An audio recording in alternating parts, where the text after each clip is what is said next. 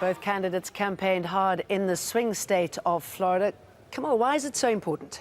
Because it is, quite simply. Fair enough. We're going to explain more about Florida in a moment. Florida, one of 50 states, plus the District of Columbia, Washington, D.C., which is voting today. Most have traditionally voted for one party or the other, at least in the last 3 elections. But, you know, in every U.S. election, there are a handful of states where the result could go either way.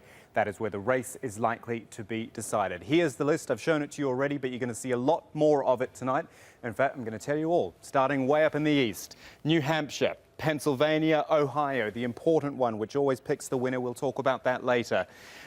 Virginia, North Carolina, Georgia, Florida, which we'll come back to in a moment. You've also got Michigan, Wisconsin and Iowa. And then over here, more in the west, Colorado, New Mexico, Arizona and the state of Nevada as well. However, it is these ones. Look at that. 5 states there, which are the real key to Election Day. Some of them, like Ohio, which have been swing states for generations. Others, like, say, North Carolina, which are fairly new to that sort of list.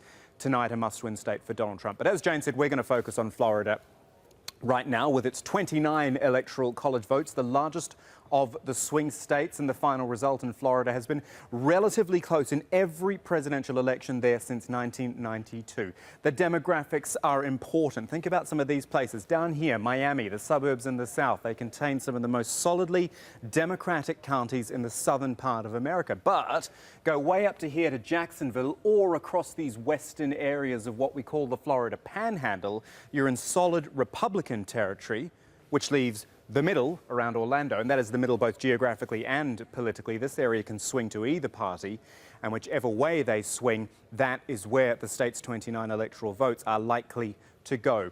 Just a quick recap as well of what's happened in the last 3 elections, and of course we had 2000 as well. We'll talk about that in a moment, but it's really been close, hasn't it?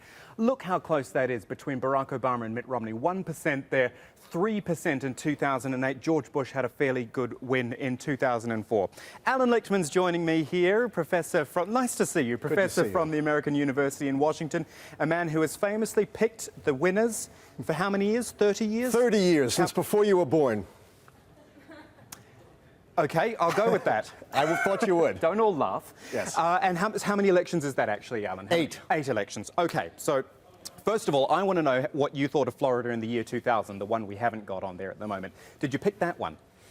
Nobody could have picked that one. 537 votes out of 6 million votes cast, and they stopped the recount, so who knows who really won in Florida. Plus, a lot of African-American votes in particular weren't counted, which would have gone to Al Gore.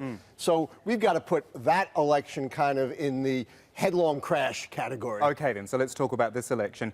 Is it make or break in Florida? Is this where the election will be won and lost? Well, it's make or break for Trump. It's not necessarily make or break for Clinton, because remember, she's got a big cushion coming in from all the states, well over 300 electoral college votes that Barack Obama won in 2012. Donald Trump has to make up a whole lot of electoral college votes. And he can't do it without Florida. Okay, let's just change the map. I want to bring back our larger map of Florida to the demographics. And maybe I gave a brief outline, but maybe you can explain more about the changes in demographics as you go from the Panhandle right down to the tip in Miami and how that will affect the votes. Before I even start that, let's say, you know, some 2/3 of the votes are already in. They're already banked. 2/3. Something like that. I think, you know, close to 6 million out of expected 9 million. It's a very large number of votes. May not be quite 2/3, but it's a lot.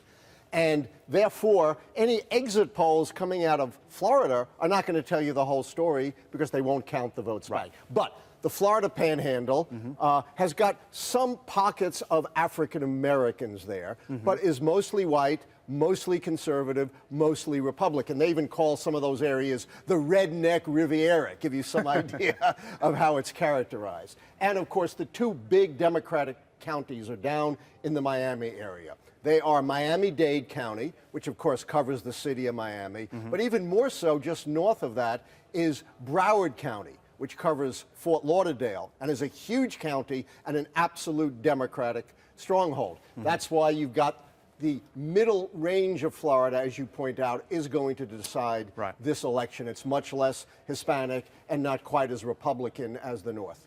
Time frames. Florida is at 0100 hours GMT, I think, which is still 2.5 hours or so away. But beyond that, we can't really tell exactly how long it will take, will it? Well, you also have the most of Florida closing at one time, and then the far Panhandle closing an hour later. So the early returns may look like the Democrats are running away with it, but that could be deceptive. Be patient in Florida. Allan Lichtman, lovely to have you. Allan's going to be joining the panel as well with Jane throughout the night. Long night to go. We'll see you again soon, Jane. All right, thanks for that, you too.